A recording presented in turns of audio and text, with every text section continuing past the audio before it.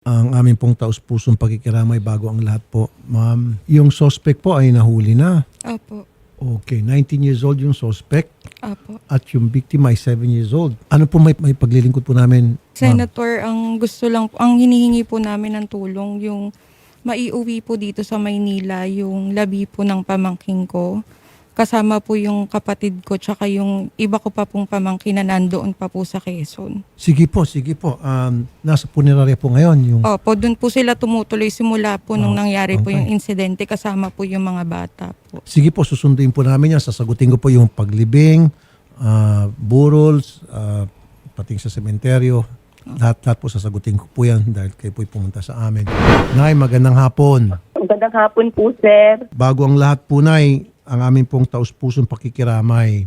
At, Salamat po. at nabalitaan nga po namin dito sa tita na nakakulong na raw po itong suspect. Tama? Opo, sir. Ang gusto nyo na pong tulong ay mapa-uwi dito sa Manila yung Opo, sir. biktima. Sige po, sagutin ko na po lahat. Magandang hapon po, Colonel Aguilar. Magandang hapon po, sir. Sir, adik ba itong suspect na ito? Matindi itong ginawa niya. Karumal-dumal talaga. Sobrang karumal-dumal. Based po dun sa initial investigation natin, sir, medyo lasing po yung atin pong suspect, sir. Medyo napadami po ang kanilang inuman after po ilibing yung tiyahin ng biktima, ng tiyahin po nila. Nung araw po na yon. So, meron din po kami information na nakagamit po ng marijuana yung suspect po. Nakagamit ng marijuana at lasing. Kaya hinalay niya at pinatay pa yung victim. So, ibig sabihin, adik po talaga itong suspect. Nakakulong po ito at Nobel. Ano po, sir? Yes, sir. Immediately arrested na po, na-arresto po natin yung suspect nung tayo po ay responde at nag-conduct po ng investigation dun sa pinangyarihan po ng incident, sir. So, siguraduhin na po natin na hindi makakatakas po ito, Colonel, sir. Yes, sir. Opo.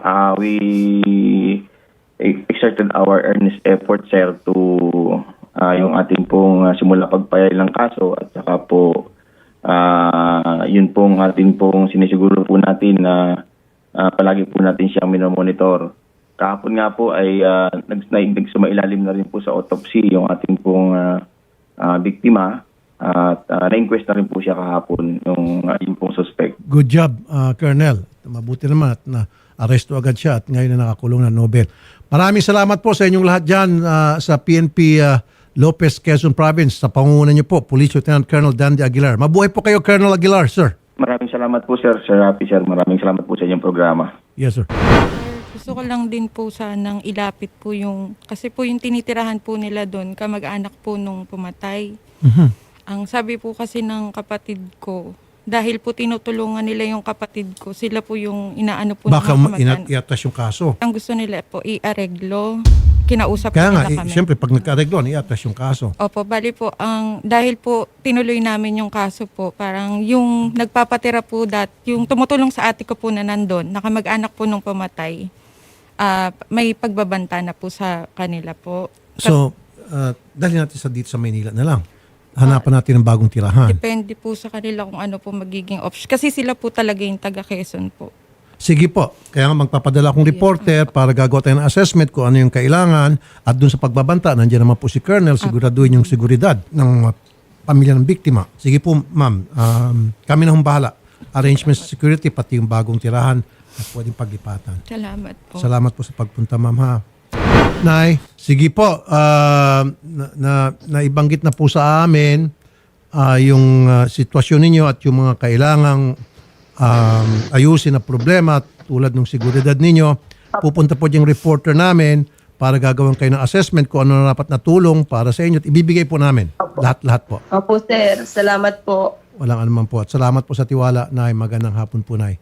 Susunduin po namin yung bangkay, pati yung may sasamang kamag-anak sa Quezon. Dadalhin po namin dito.